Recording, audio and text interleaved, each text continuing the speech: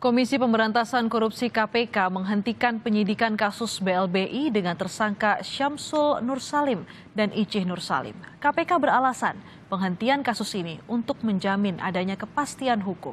Keputusan KPK menghentikan kasus BLBI mendapat kritikan dari pegiat anti korupsi. Kasus korupsi bantuan likuiditas Bank Indonesia atau BLBI dengan tersangka Syamsul Nursalim dan Icih Nursalim dihentikan KPK lewat surat pemberitahuan penghentian penyidikan atau SP3 yang diumumkan kemarin. Wakil Ketua KPK Alexander Marwata menyebut keputusan penghentian perkara BLBI dengan tersangka Syamsul dan Icih Nursalim dalam rangka memberi kepastian hukum. Penghentian penyidikan ini sesuai dengan ketentuan pasal 40 Undang-Undang KPK. Sebagai bagian dari penegak hukum, maka dalam setiap penanganan perkara KPK memastikan akan selalu mematuhi aturan hukum yang berlaku. Penghentian penyidikan ini sebagai bagian adanya kepastian hukum dalam proses penegakan hukum sebagaimana amanat pasal 5 Undang-Undang KPK. KPK juga menjelaskan alasan lain dari putusan ini adalah putusan lepas yang dikeluarkan oleh Mahkamah Agung yang diterima oleh mantan Ketua Badan Penyihatan Perbankan Nasional Syafruddin Arsyad Tumenggung. KPK sebelumnya telah mengajukan peninjauan kembali atas putusan lepas itu, namun ditolak. Keputusan KPK menghentikan penyidikan kasus BLBI dengan tersangka Syamsul dan Icih Nursalim dikritik lembaga anti korupsi ICW yang menyoroti pemberian SP3 yang berpotensi menjadi bancakan kasus korupsi. Menegaskan bahwa pemberian SP3 kepada KPK tidak dapat dibenarkan karena ada kekhawatiran hal tersebut dapat dijadikan bancakan kasus korupsi. Dan juga sebenarnya KPK tidak perlu mengeluarkan SP3 karena KPK punya kewenangan untuk menghentikan tahap penyelidikan dan yang kedua dapat pula melimpahkan berkas perkara ke penegak hukum lain. Syamsul dan Icih Nursalim sebelumnya dijerat sebagai tersangka karena diduga menjadi pihak yang diperkaya dalam kasus BLBI yang terindikasi merugikan keuangan negara sebesar 4,58 triliun rupiah. Tim Liputan Kompas TV. Untuk mengulas lebih jauh soal dasar KPK mengeluarkan SP3 dan menghentikan kasus BLBI dengan tersangka Syamsul dan Icih Nursalim, sore ini kita sudah bersama dengan pelaksana tugas juru bicara KPK, Pak Ali Fikri. Assalamualaikum warahmatullahi wabarakatuh, Pak Ali. Waalaikumsalam warahmatullahi wabarakatuh, Mbak Astrid. Pak Ali, KPK ini mengeluarkan SP3 ini jadi sejarah karena ini pertama SP3 kasus KPK yang berhenti disidik oleh KPK. Dasarnya apa, Pak Ali? Baik, Mbak Astrid. Jadi keputusan ini tentu tidak mudah dan tidak seketika gitu ya. Cukup lama KPK melakukan kajian terkait dengan perkara ini setelah kita tahu Mahkamah Agung pada tahun 2019 memutus ya perkara ini di tingkat kasasi, di mana sebelumnya pada tingkat pengadilan negeri itu terbukti terdakwa SAT 13 tahun, kemudian di tingkat pengadilan tinggi atau banding juga terbukti merupakan tindak pidana sehingga kemudian SAT dihukum 15 tahun. Di tingkat kasasi, kemudian di sana hakim pada tingkat kasasi memutuskan bahwa ada perbuatan sebagaimana dakwaan dari jaksa penuntut umum, tetapi bukan merupakan tindak pidana sehingga diputus lepas dari tuntutan atau on plus kalau bahasa hukumnya begitu ya. Kemudian berikutnya SAT ini adalah penyelenggara negara di dalam konstruksi perkara ini, di mana tentu di pasal 11 Undang-Undang KPK, ya, Undang-Undang KPK yang baru maupun Undang-Undang KPK yang lama sama, di sana adalah disebutkan KPK di dalam menangani perkara itu wajib melibatkan di sana unsur aparat penegak hukum, kemudian penyelenggara negara. Itu harus ada. Unsur perbuatan penyelenggara itu harus ada ketika perkara itu ditangani oleh KPK. Di dalam perkara ini, unsur penyelenggara negara tadi itu, yaitu SAT, itu sudah dinyatakan oleh Mahkamah Agung. Artinya itu adalah putusan yang sudah paling akhir ya, dan mempunyai kekuatan hukum tetap, disebutkan adalah bukan tindak pidana begitu. Nah, berikutnya 2 orang yang sudah ditetapkan sebagai tersangka oleh KPK ketika perkara ini sedang bergulir di tingkat kasasi. Jadi sebelum diputus oleh Mahkamah Agung, KPK sudah menaikkan ke tingkat penyidikan 2 orang ini ya. Tapi kemudian setelah diputus bahwa ternyata SAT sebagai penyelenggara negaranya bukan tindak pidana, maka tentu 2 orang ini sebagai pelaku peserta gitu ya. Kalau bahasa hukumnya adalah pasal 55 dari penyelenggara negara, maka tentu tidak ada santolan hukumnya gitu ya, kalau bahasa lebih mudahnya, untuk bisa diteruskan proses penyidikan ini begitu. Kita tahu Mbak Astrid, di pasal 109 ayat 2 hukum acara pidana, di sana disebutkan alasan penghentian penyidikan. Yang pertama adalah tentu tidak cukup bukti, kemudian yang kedua bukan tindak pidana, dan yang ketiga adalah alasan demi hukum gitu. Oleh karena itu, setelah KPK melakukan kajian yang cukup panjang yang di awal saya sebutkan, dan tidak hanya melibatkan KPK, Mbak Astrid ya, tapi juga ahli pidana dari 3 universitas ya, dari UNSUD, dari UNAIR, dan juga dari UGM gitu ya. Tapi adalah pakar-pakar di bidang pidana, disimpulkan KPK tidak bisa melakukan tindakan lain gitu ya.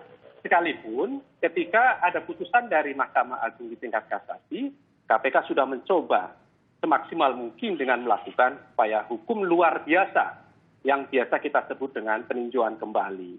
Tetapi kemudian peninjauan kembali ini pun juga ditolak oleh Mahkamah Agung. Artinya memang disimpulkan saat ini bahwa KPK tidak bisa melakukan upaya hukum lain begitu. Jadi sudah maksimal, dan kemudian tadi dihubungkan dengan pasal 11, penyelenggara negaranya bukan tindak pidana. Berikutnya tentu pelaku peserta, dalam hal ini adalah SN dan ISN, juga tidak bisa dilanjutkan penyidikannya, dan kemudian sesuai dengan undang-undang, yaitu pasal 40 Undang-Undang KPK, maka penyidikannya dihentikan demi kepastian hukum tentunya. Begitu Mbak Astrid. Mudahnya yang penyelenggara negara yang disuap saja vonisnya dibebaskan oleh MA, bahkan PK-nya dari KPK juga ditolak. Kemudian maka 2 tersangka yang menjadi diduga menyuap penyelenggara negara ini menjadi gugur dan penyidikannya tidak bisa dilanjutkan, begitu Pak Ali ya? Iya Mbak Astrid, jadi 2 orang ini sebagai pelaku peserta sebutannya gitu ya. Itu tentu kan tidak bisa dilanjutkan kalau kemudian satu penyelenggara negara tadi sudah dinyatakan oleh Mahkamah Agung adalah bukan tindak pidana. Perlu sedikit koreksi ya Mbak Astrid, jadi ini perkaranya bukan suap menyuap, tetapi adalah pasal 2 atau pasal 3 ya, yang berhubungan dengan kerugian keuangan negara. Tetapi memang dari awal dakwaan penuntut umum adalah SAT bersama-sama antara lain dengan 2 orang yang telah ditetapkan sebagai tersangka ini begitu. Oke, Pak Ali, pertanyaan berikutnya, jika Hakim MA memutus bahwa ini adalah kasus perdata bukan pidana dan KPK tidak bisa mengusut kasus perdata, kenapa KPK nggak koordinasi dengan Kejaksaan untuk melanjutkan kasus ini, bukan hanya menutup begitu? Baik Mbak Astrid, di putusan tingkat Mahkamah Agung itu ada 3 pendapat Mbak Astrid ya. Satu hakim berpendapat bahwa ini merupakan ranah administrasi negara. Kemudian yang kedua, ranah perdata, dan yang ketiga adalah ranah pidana begitu.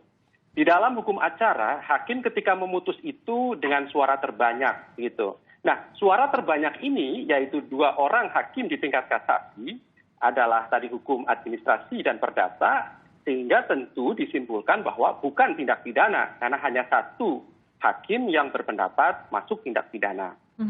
Baik, berikutnya apa yang bisa dilakukan selain kemudian dilakukan penghentian penyidikan? Kan kemudian ada 1 hakim yang berpendapat ada potensi kerugian negara karena ada pidananya tadi. Tentu secara aturan hukum di pasal 32 Undang-Undang Tindak Pidana Korupsi juga sudah dijelaskan jika kemudian ada kerugian negara bisa dilakukan gugatan perdata.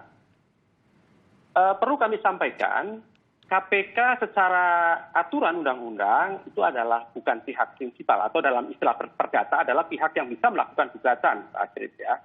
Karena tidak ada tugas pokok fungsi KPK di sana, berbeda dengan Kejaksaan Agung, tentu ada Jaksa Agung Muda Perdata dan Tata Usaha Negara atau Jamdatun gitu ya, yang bisa mewakili negara atau biasa disebut dengan jaksa pengacara negara untuk melakukan gugatan. Tentu ini berikutnya KPK akan mengkaji lebih lanjut dari sisi ini ya, apakah kemudian nanti bisa dilakukan upaya-upaya lain terkait dengan kerugian keuangan negara yang sebelumnya telah diputuskan di tingkat pengadilan tingkat pertama dan di tingkat banding gitu ya. Tetapi sekali lagi bahwa tentu kapasitas KPK bukan sebagai pihak penggugat karena memang tidak ada alasan hukum, dasar hukumnya kemudian KPK melakukan gugatan. Tetapi kalau supporting data, koordinasi dengan pihak lain, dengan Kejaksaan Agung ataupun dengan Kementerian Keuangan masih bisa dimungkinkan untuk itu. Tapi sekali lagi bahwa tentu perlu melakukan kajian lebih lanjut terkait ini, begitu Mbak Astrid. Itu satu soal terkait penghentian kasus BLBI itu sendiri.